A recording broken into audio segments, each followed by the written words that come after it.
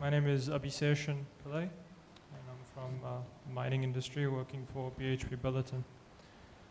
One question I had, you mentioned the emphasis that's placed on infrastructure development, and I agree with that. I feel it is key for new business development in the country.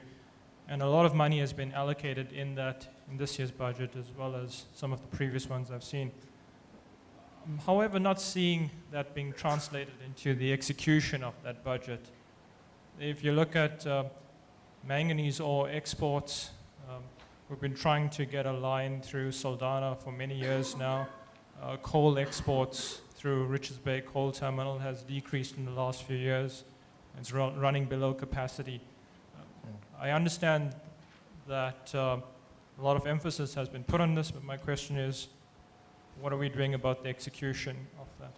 You see, infrastructure development, as you've correctly pointed out, as you move into it, that's when you realize that there are other challenges related to some of the projects that we might want to put in place.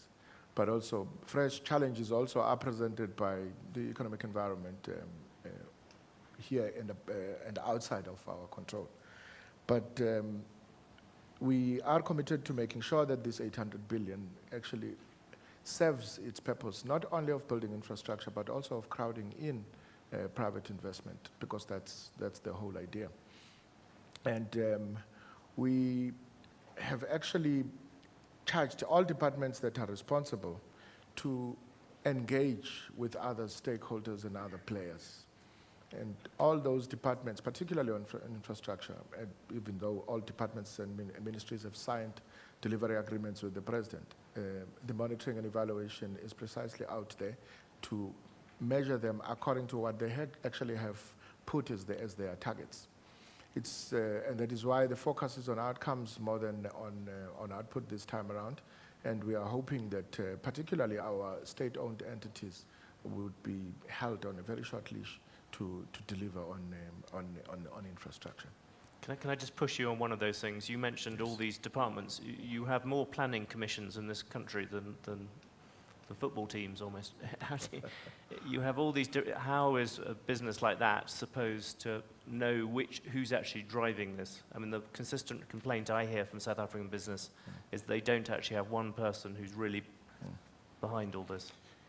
You see, our main measure to address the issue of many planning and many people also involved in the implementation. At government level, we have our interministerial, that's a coordination structure for the ministries that are involved. Like, if we're talking energy, we're not only talking energy, but therefore we would have an interministerial. I was asked this morning to attend one of the meetings, which I'm going to miss and attend perhaps later, relating to our hosting of COP17, because some of the lessons that we learned during our hosting of the World Cup was that it is possible for government departments to work together towards one common objective, and we were able to do that. So that interministerial has been established now. I'm just talking about one example, and because of the sins I committed in the past, as I chaired the Technical Coordinating Committee of the World Cup, we've then been requested to come and actually try and see whether we cannot create similar structures that would take the process forward. I think that's the mood within government now, that we make sure that we have a coordinated approach that seeks to address one common objective. My name's Anne Harrop. I'm the Australian High Commissioner. Thanks very much for your presentation this morning, and in particular the elaboration in relation to the labour legislation, because I think that is a key issue that certainly Australian investors are raising with me. And more broadly, the rigidity of the labour market in South Africa, and in particular the cost of labour in South Africa. And I guess I'd be interested in hearing from you about how you are working with particularly the union movement to address what many people see as the unsustainability of wage rises in this country, and whether there is a prospect of some sort of grand bargain being made between government and the union movement to address that challenge. When engagement takes place between government, labour and business, in a number of instances where we were in one room, it would be difficult to get all parties to say what they bring to the party. But everybody wants to extract something from the party. And therefore, government is placed in a situation where we need to balance what comes out of an engagement like that. And that is why there was an outcry. Also, if you look at our new growth path, we actually address all three, and we've had an outcry from business in capping executive pay, and with labor in actually trying to moderate on the demands. But at the end of the day, if we all share one common objective, and we are all players, the rules of the game need to change. The rules of the game need to say, what are you bringing to the table? Labor needs to bring productivity to the table, and we would have no qualms in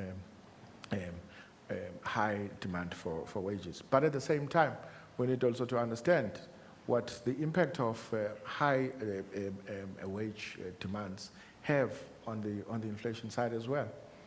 So it's a situation which we are quite happy to take on. We need to engage, quite frankly, with all stakeholders in a manner that is clear that we all have one common objective of building this economy, and an inclusive one too.